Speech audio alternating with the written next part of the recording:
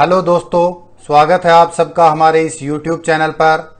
आज हम देखेंगे प्राचीन भारत में वर्धन वंश या पुष्यभूति वंश। दोस्तों, इस सीरीज में टोटल 20 क्वेश्चन होंगे और ये सभी प्रतियोगी परीक्षाओं हेतु उपयोगी सीरीज होगी। पहला प्रश्न आपकी स्क्रीन पर। गुप्त वंश के पतन के बाद उत्तर भारत में सबसे विस्तृत साम्राज्य किस वंश ने स्थापित किया? After the fall of Gupta dynasty, which dynasty established the most elaborate empire in North India? Option 1 Maitraka वंश, ऑप्शन 2 पुष्यभूति वंश, ऑप्शन 3 मोखरी वंश और ऑप्शन 4 गौड़ वंश। और इसका सही जवाब होगा ऑप्शन 2 पुष्यभूति वंश। दोस्तों, गुप्त वंश के पतन के बाद इन नए राजवंशों का उद्भव हुआ। उनमें मैत्रक, मोखरी, पुष्यभूति, परवर्ती गुप्त और गौड़ प्रमुख हैं। इन राजवंशों में पुष्यभूति वंश के शासकों ने सबसे विशाल साम्राज्य स्थापित किया था। नेक्स्ट क्वेश्चन नंबर 2, वर्धन वंश का संस्थापक कौन था? Who was the founder of Vardhan dynasty? Option 1 Pushyabhuti, option 2 Harshvardhan, option 3 Rajyavardhan और ऑप्शन 4 प्रभाकर वर्धन। और इसका सही जवाब होगा ऑप्शन 1 पुष्यभूति। दोस्तों, वर्धन वंश की स्थापना पुष्यभूति ने की थी। इनकी राजधानी थानेश्वर थी, जो कि वर्तमान हरियाणा प्रांत के करनाल जिले में स्थित है। वर्धन वंश को ही पुष्यभूति वंश के नाम से भी जाना जाता है। नेक्स्ट क्वेश्चन नंबर 3, कौन सा शासक शिलादित्य के नाम से जाना जाता है? Which ruler was known as Shiladitya? Option 1 Harshavardhan, option 2 Rajyavardhan, option 3 Ajatashatru और ऑप्शन 4 पृथ्वीराज। और इसका सही जवाब होगा ऑप्शन 1 हर्षवर्धन। दोस्तों, राज्यवर्धन की मृत्यु के बाद 606 ईस्वी में 16 वर्ष की अवस्था में हर्षवर्धन थानेश्वर की राजगद्दी पर बैठा। हर्ष को शिलादित्य के नाम से भी जाना जाता है। ह्वेन-सांग ने इसे शिलादित्य कहा है। हर्षवर्धन ने परम भट्टारक नरेश की उपाधि धारण की थी। नेक्स्ट क्वेश्चन नंबर 4, किस चालुक्य राजा ने राजा हर्ष को पराजित किया था? Which Chalukya king defeated king Harsha? Option 1 Devagupta, option 2 Grahavarma, option 3 Pulakeshin द्वितीय और ऑप्शन 4 शशांक। और इसका सही जवाब होगा ऑप्शन 3 पुलकेशन द्वितीय।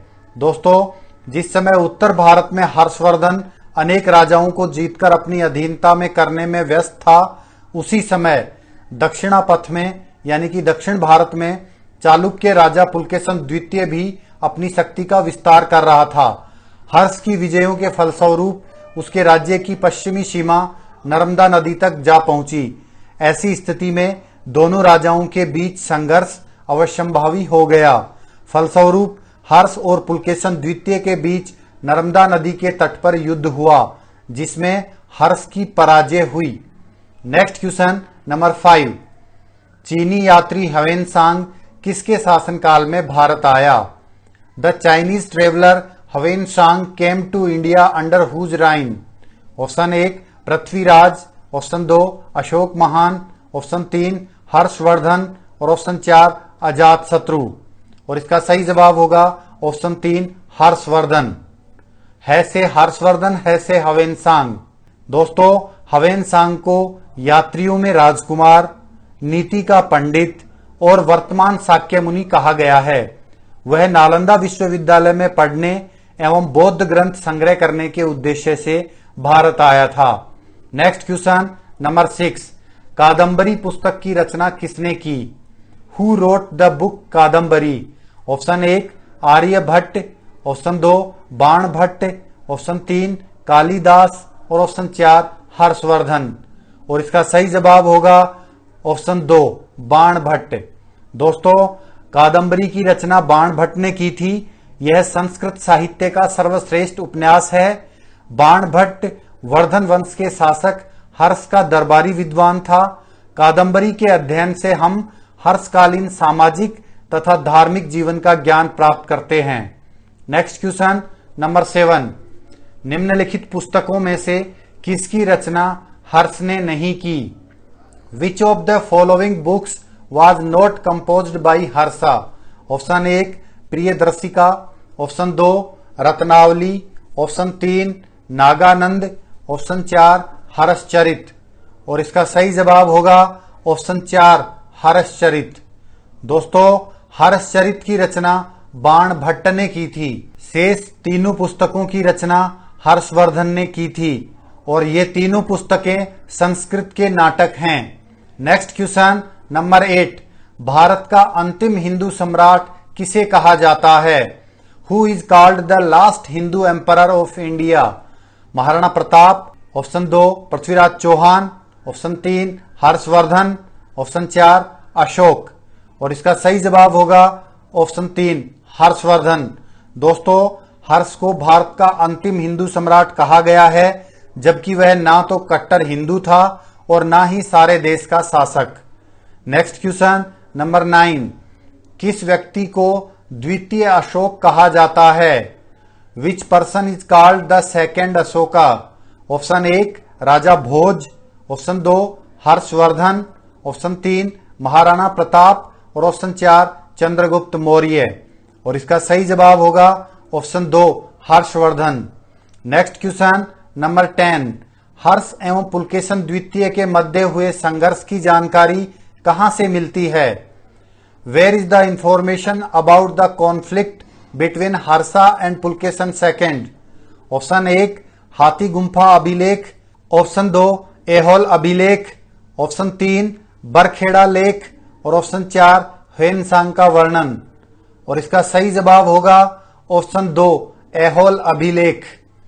नेक्स्ट क्वेश्चन नंबर 11, सम्राट हर्ष ने अपनी राजधानी थानेश्वर से कहां स्थानांतरित की थी? Where did emperor Harsha move his capital from Thaneshwar? Option 1 Kannauj, option 2 Delhi, option 3 Prayag और ऑप्शन 4 राजगृह। और इसका सही जवाब होगा option 1 Kannauj. Next question number 12, Harshavardhan अपनी धार्मिक सभा कहां किया करता था?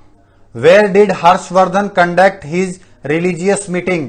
Option 1 Prayag, option 2 Mathura, option 3 Kannauj और ऑप्शन 4 वाराणसी। और इसका सही जवाब होगा option 1 Prayag.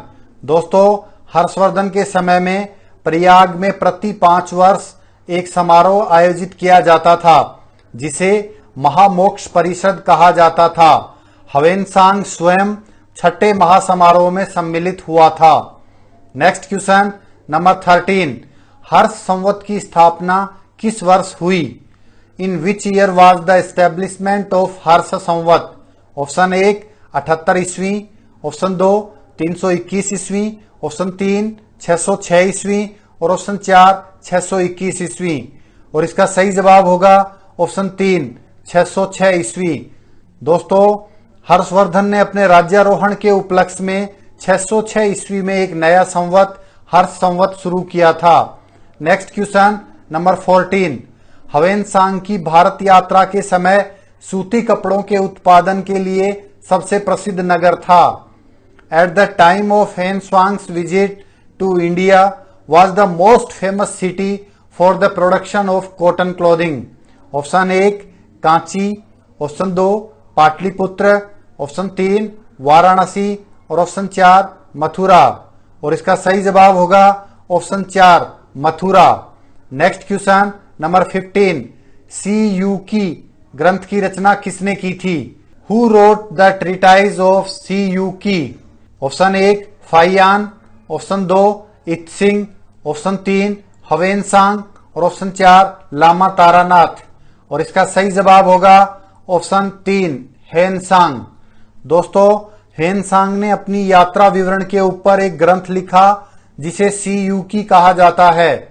Next question number 16, Harshvardhan के विजय अभियान को रोकने वाला शासक पुलकेशन द्वितीय कहां का शासक था? Pulakeshin second was the ruler who stopped Harshvardhana's victory campaign belongs from which place? Option 1 Tanjore, option 2 Thaneshwar, option 3 बादामी या वातापी और ऑप्शन 4 कल्याणी। और इसका सही जवाब होगा ऑप्शन 3 बादामी या Vatapi. Next question number 17, Kumbh Mela को प्रारंभ करने का श्रेय किसे दिया जाता है? Who is credited for starting the Kumbh Mela? Option 1 Ashok, option 2 अजात शत्रु, ऑप्शन 3 हर्षवर्धन और ऑप्शन 4 कनिष्क। और इसका सही जवाब होगा option 3 Harshvardhan. Next question number 18, सिंचाई के साधन के रूप में किस यंत्र का उपयोग किया जाता था? Which instrument was used as a means of irrigation? Option 1 वार यंत्र, ऑप्शन 2 वाद्य यंत्र, ऑप्शन 3 कमानी यंत्र और ऑप्शन 4 तुला यंत्र। और इसका सही जवाब होगा ऑप्शन 4 तुला यंत्र। दोस्तों, हर्षचरित में सिंचाई के साधन के रूप में तुला यंत्र का उल्लेख मिलता है। नेक्स्ट क्वेश्चन नंबर 19, हर्षचरित में प्रांतीय शासक के लिए कौन सा शब्द आया है? Which word has come for the provincial ruler in Harshacharita? Option 1 Pathak, option 2 विषय, ऑप्शन 3 अमात्य और ऑप्शन 4 लोकपाल। और इसका सही जवाब होगा ऑप्शन 4 लोकपाल।